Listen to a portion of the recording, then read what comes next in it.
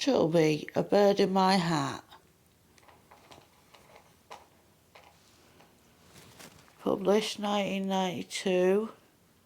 Paul Ladd's Head by Child's Play International Limited. Printed in Singapore. It's come a long way to us, and it's from a More to Read selection of books. Chapter 1, A New Project. The school bell rang and everybody cheered. "Enjoy the holidays, children," shouted Mrs. Carter, trying to make herself heard over the excited clatter and loud slamming of desk lids. "And don't forget to do your homework." "Hurry up, Ben," said Mrs. Carter, her voice echoing round the empty classroom. "Stop dawdling or you'll miss the bus." Picking up my satchel, I trudged towards the door.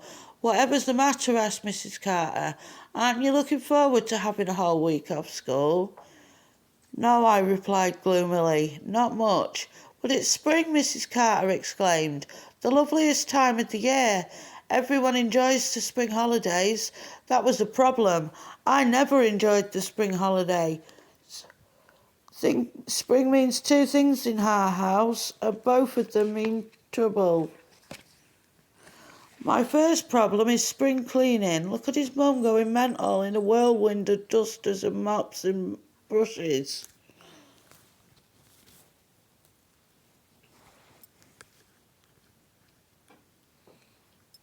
Spray there, brush there, feather duster, something else, dustpan. First problem is spring cleaning. Let's see why, Ben.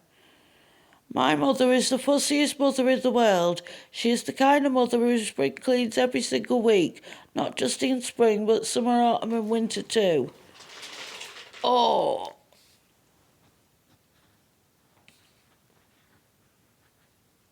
That's bad enough, but during the spring holidays, she goes absolutely mad. She zooms around the house like a human whirlwind until each room pongs of pine disinfectant. Not pine, that makes me chest hurt. Makes it harder to breathe and all. Proper gets on me chest and me throat. Phoebe, don't stand on the book, darling. You don't have to be a militant dyslexic. Pine disinfectant. To make matters worse, I have to spring clean my bedroom while she supervises. Oh, you got off me now, have you? My other problem is gardening. There's his dad with a wheelbarrow full of tools and pots and probably a bag of compost. My dad is the world's keenest gardener. Every spring holiday he takes the week off work, supposedly so we can all go on picnics and have days out, but instead he spends the whole time weeding, hoeing, digging and planting. And whenever I sneak out of the house to escape Mum, Dad catches me and I have to help him instead. I explained my problems to Mrs. Carter. "Cheer up," she said. "Things could be worse. My dad was a farmer. When I was your age, I had to get up at 5 o'clock every morning and help him to milk the cows." I tried to imagine what Mrs. Carter looked like when she was my age.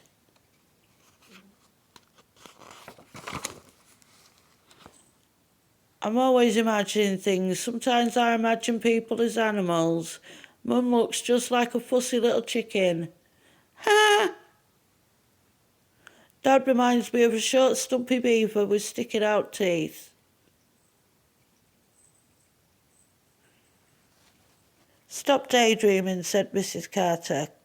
"Come along, Ben. If you help me carry these books to my car, I'll give you a lift home." Later, as we rattled along the road to in Mrs. Carter's old Morris Minor, we chatted about the holiday homework. "Do you remember the nature homework I did during the last holidays?" I asked. "Of course," she replied. "You wrote all about the hedgehog you secretly cared for. It was the best in the class. I hope the bird spotting diary you're doing these holidays will be just as good." "That's another problem," I replied. "Mum still won't let me have any pets, and Dad tries to scare birds out the garden because they eat all the seedy plants before it gets a chance to grow. I probably won't spot any birds at all. Never mind, laughed Mrs. Carter as she pulled up at my gate. I expect something will come up. She was right. Something did. Something very unexpected indeed. And there's a scarecrow, and he's got a sign round his neck saying no birds allowed. But all the birds are sat on him or flying round him. There's birds at his feet, I think. There's definitely birds here and sat on him. They're flying round his head.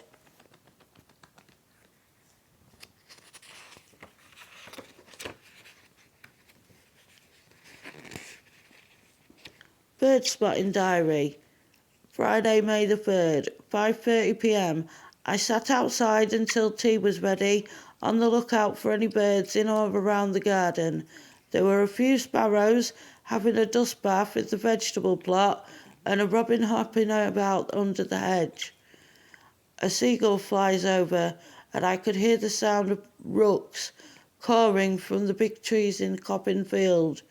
Best news of all, I think a pair of pigeons are nesting in the ivy below the bathroom window. My mother can't have noticed them because the bathroom windows are frosted glass. Chapter 2, A Baby Pigeon. The following morning, the sun shone brightly in a clear blue sky. While I ate my breakfast, Mum and Dad argued. A cat and a dog and a mouse. A widow mouse, not a big bad mouse like the Gruffalo said about. Ben could help me with the weeding this morning, and my father with his mouth full of toast, spraying crumbs over the table. Mum glared at him and started flicking up the tablecloth with her napkin. No, Benny's helping me, she insisted. Some filthy bird has done a Billy Bonger. That's what she says to me in bird poo. All over the bathroom window. I can't wash just that window. It'll make all the others look dirty. I'll have to wash them all.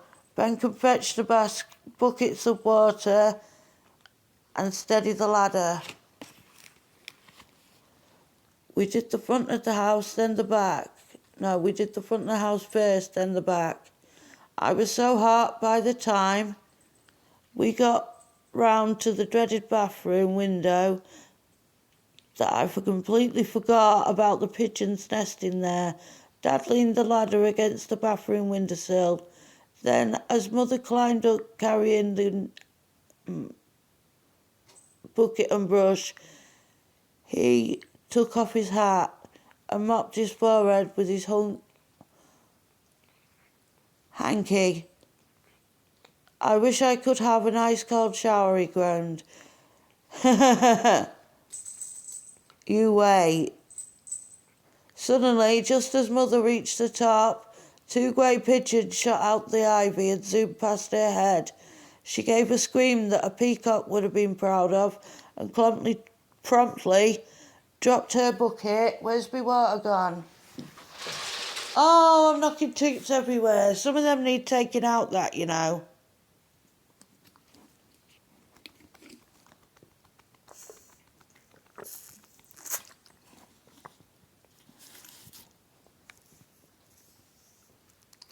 Where did we get to?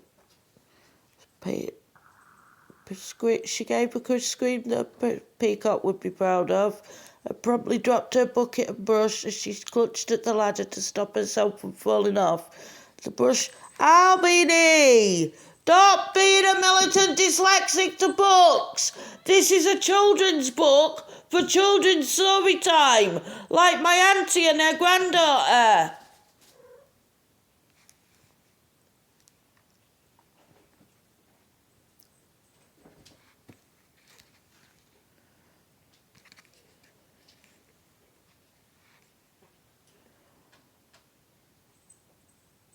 Bush bounced into the pigeon's nest and sent the whole pile of twigs and leaves cascaded to the ground, while the bucket landed right on poor Dad's head, drenching him in its cold water.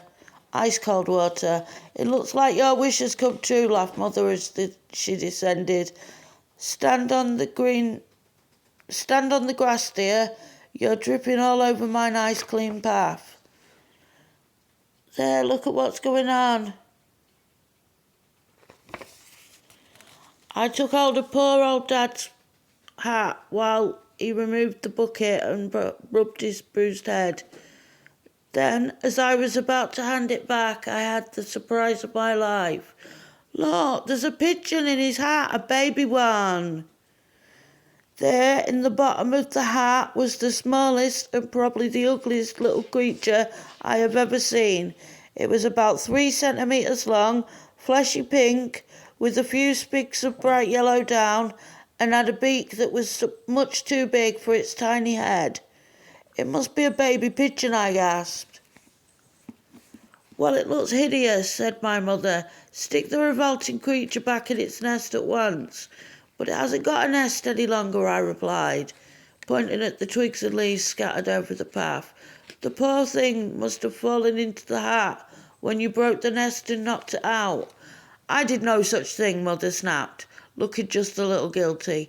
Leave it on the lawn so it can go and look for its parents. That's a silly attitude. It's a tiny baby bird.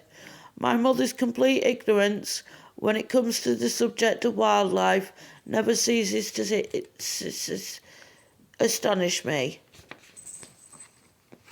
Didn't need to stutter over that. Was trying to say citizen or something instead of astonish.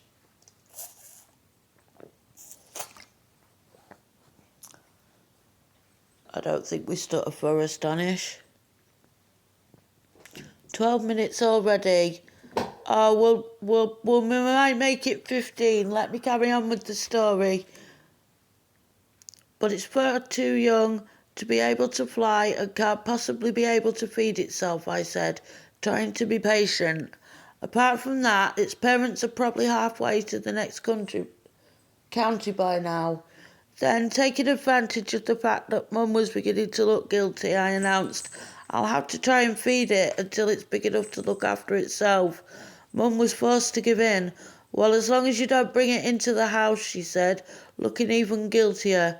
Then, after glaring at the twigs round her feet, she added, look at the mess he's made already. Mark my words, that creature will be nothing but trouble. You can keep it in my shed, said Dad, with a kindly wink. Very well, Ben, said Mother in a frosty voice. You may keep it, but as soon as it's old enough to care for itself, it has to go. You can't blame it for this mess, laughed Dad.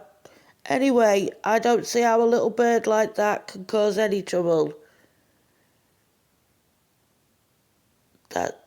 Don't you, indeed, Mother replied with a snort. Perhaps this will wipe the smile off your face. It's just done a huge billy bonger in your hat. Well, it's getting fed by its parents before you knocked out its nest then. Bird Spotting Diary, Saturday, May the 4th. Star Wars Day, May the 4th be with you. 11:45 a.m. Mother accidentally knocked a baby pigeon out of its nest, so I will have to hand rear it. As it will need a nest, I've done some research in my wildlife encyclopedia on the subject of nest building. A nest provides shelter and protection for the nestling. There are different kinds of nests. Some, like a blackbird, are called cup nests because of their shape. Swallows make bracket nests out of mud on the sides of buildings. Some water birds make raft nests. I've seen a swan nest where it flooded on the willows and they kept it as like a nature reserve and a skate park.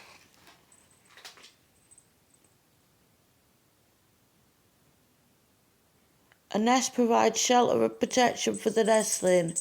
Oh, I've done that bit. All kinds of materials may be used for nest building, such as sticks, heather, yay, Mother! Heather, seaweed, grass, moss, leaves, wool, hair, feathers, cobwebs, mud, bones, and even droppings. Who wants a nest made of droppings? It's bad enough when the cats have an accident on me duvet cover, being sick or having diarrhea or whatever. That's over 15 minutes. Are we on the right page to end at now? End the story time at least, and I'll have a little talk. Yes, it's the right page next. I don't think pigeons must be very good nest builders. Their nest seemed very flimsy. I'll have to see if I can do any better. And the next chapter is called Trilby Gets His Name. That's chapter 3. And we've read 13 pages already. So we're going to call that a day. My Trilby got his name partly because of how much I loved this book my auntie got me when I was 12. And I've recently got myself a new copy. I've got my nephew a copy. 16 minutes. He's trying to weave a nest by the look of it. Oh, a text. Just one monies. Good-o.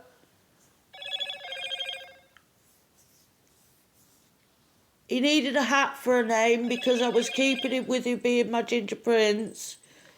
And the hat that made the most sense is Trilby, like this book.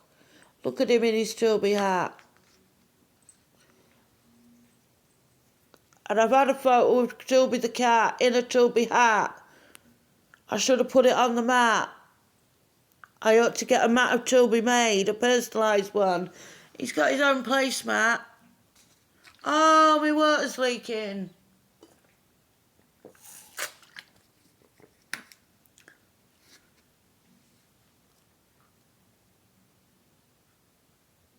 "17 minutes past 7.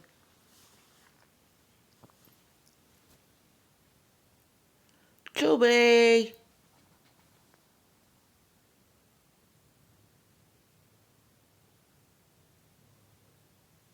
You want love? Love? Do you want to love? So fuss and so loving.